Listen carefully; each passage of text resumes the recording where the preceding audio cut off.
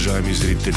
Спите ли? Поздравявам майките на нашите ръководители. До вчерашни мухлювци, а днеска до пета играят си на страшни и безкомпромисни ченгета и правят операции с позорни имена, октоподи, скариди и друга морска храна, а пред кабинетите ги чакат журналистките.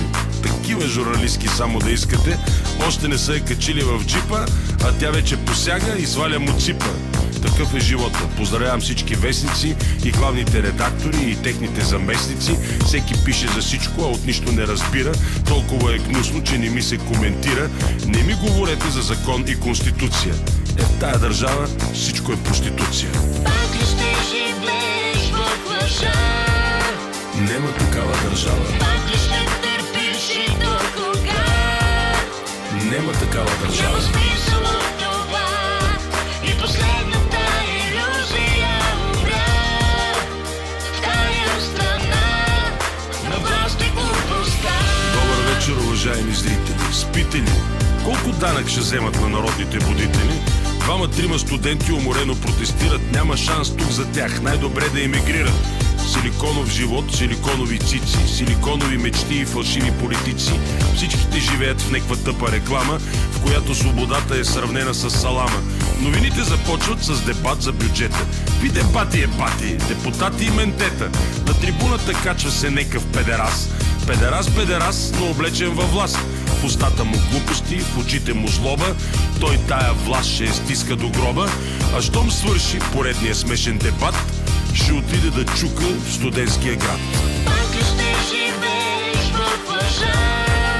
Нема такава държава. Пак ли ще търпиш и до кога? Нема такава държава. Няма смисъл от това и последната илюзия умря.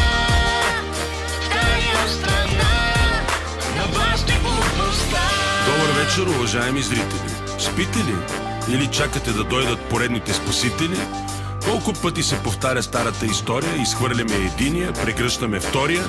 Някой знае ли как един милиционер внезапно събужда се милионер?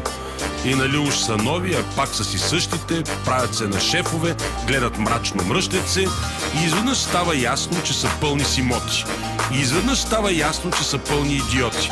И какво да ги правим сега тия кавали, щом така или иначе вече сме ги избрали? Не ви ли омръзна да ви лъжат на дребно? Не ви ли омръзна да живеете бедно? До кога ще си траем, вече става банално? Толкова ли е трудно да живеем нормално? Пак ли ще живееш в лъжа? Нема такава държава. Пак ли ще търпиш и до кога? Нема такава държава. Няма смисъл от това и последната илюзия умря.